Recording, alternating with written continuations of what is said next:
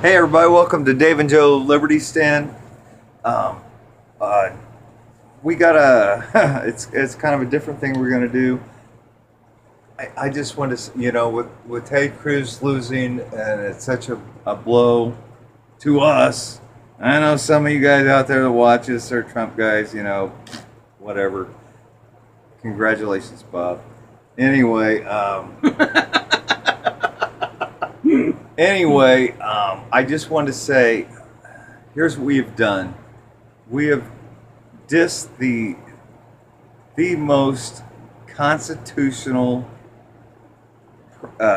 presidential candidate since Ronald Reagan, and before him, Calvin Coolidge, and but they actually made it eventually. That was a leader.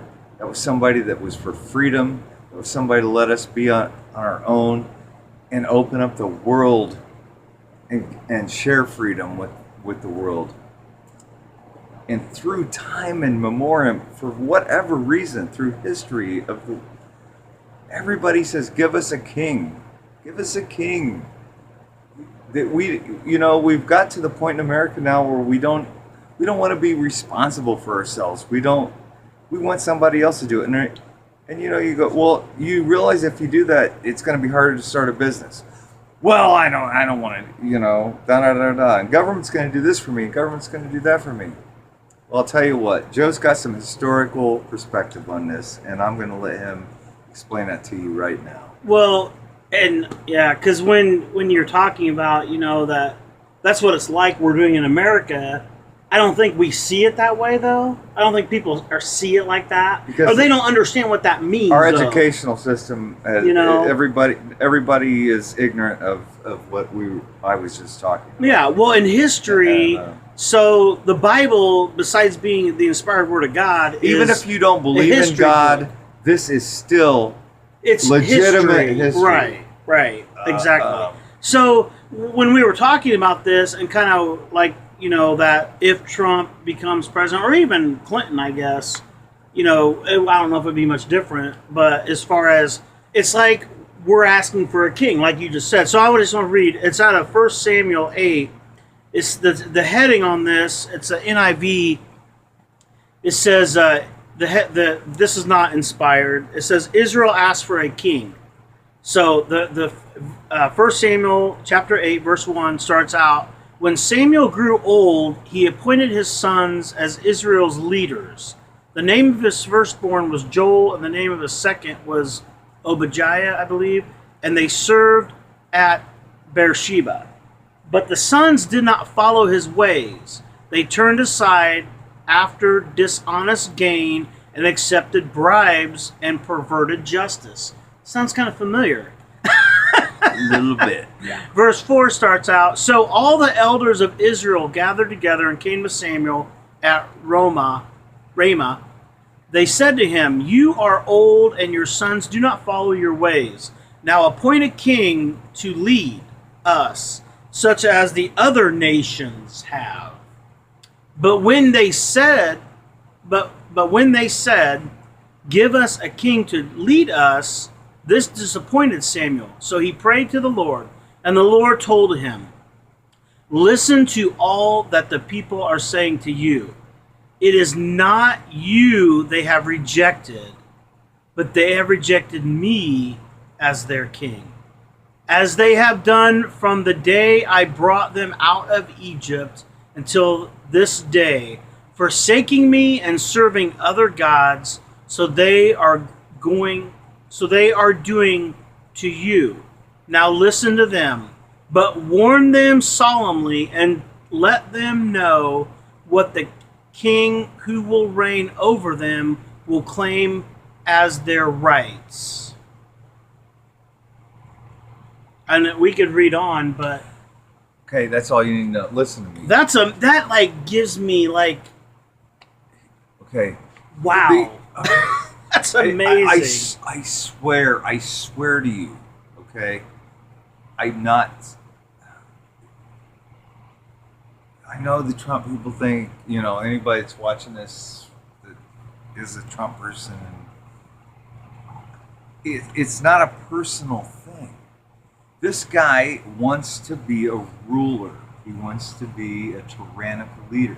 He is no different than who we have in the leadership. He is no different than Obama. Vocal. He's no different than Hillary. Yeah. He's no different. It's about power. Now listen to me. Why are people so afraid to take their own life on by themselves and lead themselves? Why do they need? We just read it. Why? God just told us why. Because He said that we have rejected God as our King. That is exactly why. And I want to read this. But okay. That's why we rejected God. And that line goes back to our old friend, the Constitution of the United States, which was this is all of God's rules given to us in this country, so that we can be free as long as we realize what we have. When we die, we have to answer to God. So be whoever you want to be, but realize you gotta be honest and true. We're accountable and accountable for your actions. Okay, I mean, but we see in our country though we're not accountable. Otherwise, you could do anything you want, and you can do all kinds of incredible, great things. Can I read a little bit more? Because I think this is this is what we're gonna get. It says Samuel told the words of the Lord to the people who were asking him for a king. He said, "This is what the king who will reign over you will claim as his rights. He will take your sons and make them serve with his chariots and horses, and they will run in front of his chariots. Some he will assign to be commanders of thousands and commanders of 50s, and others to plow his ground and reap his harvest, and still others to make weapons of war and equipment for his chariots. He will take your daughters to be performers and cooks and bakers. He will take the best of your fields and vineyards and oil groves and give them to his attendants." So what he's saying here is we're going to be slaves. He will take a tenth of your grain and of your vineyard and give it to his officials and attendants, your male and your female servants, and the beast of your cattle and donkeys he will take for his own use. He will take a tenth of your flocks, and you yourselves will become his slaves. When that day comes, you will cry out for relief from the king you have chosen, but the Lord will not answer you in that day. So we do not realize what we're asking for. Okay, the consequences. Don't say we, say you, if you are one of those people.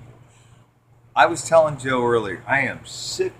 We heard it. Tired of that. But the people refused to listen to Samuel. "No," they said. We want a king over us. Then we will be like all the other nations with a king to lead us and to go out before us and fight our battles." When Samuel heard all that the people said, he repeated it before the Lord. The Lord answered, "Listen to them and give them a king." And Samuel said to the Israelites, "Everyone go back to your own town." And you guys, that is Mic drop. divine.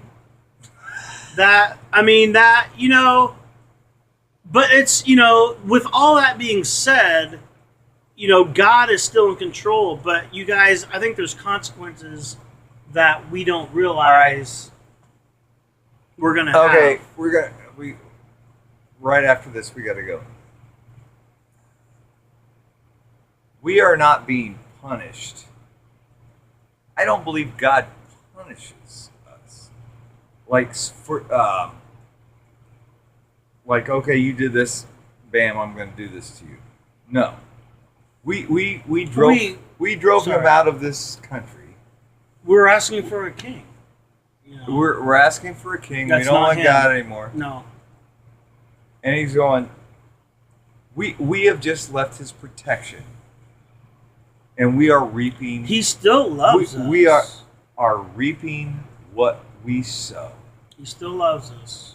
And that's okay. I'm very pissed still about Tuesday night and in the sorry effing state of Indiana and all of its suckiness.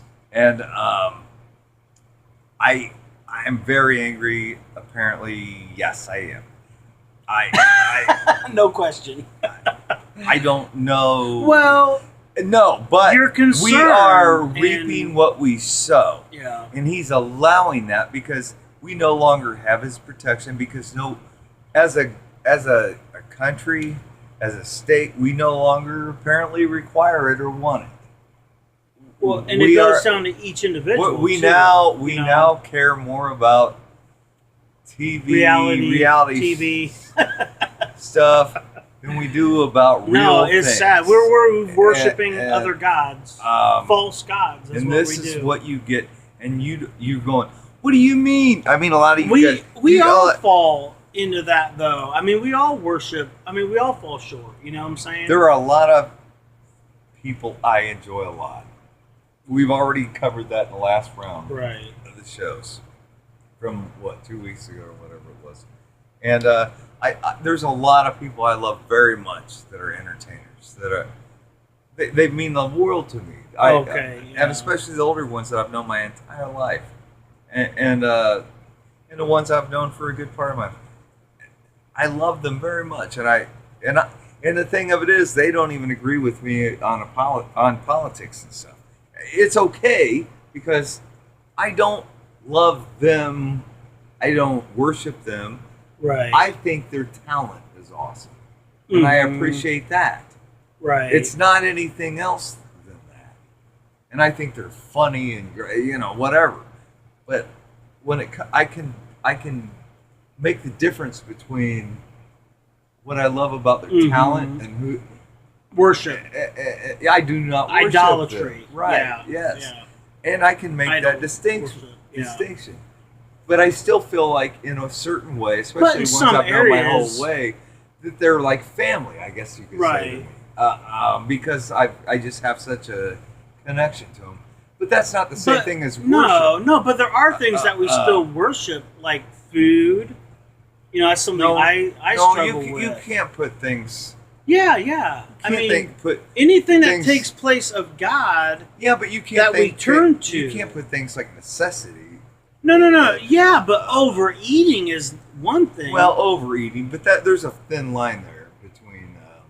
but there's still. I mean, we can't. Well, we got to wrap up. Yeah, We're we getting do. late. We gotta So go you guys, now. we'll We'll be back. We'll be back. You'll hear more. And You hopefully, will hear more. hopefully, Joe this time will put things in. Oh the yeah, shows this yeah. time, so. All right. God bless you. Bye bye.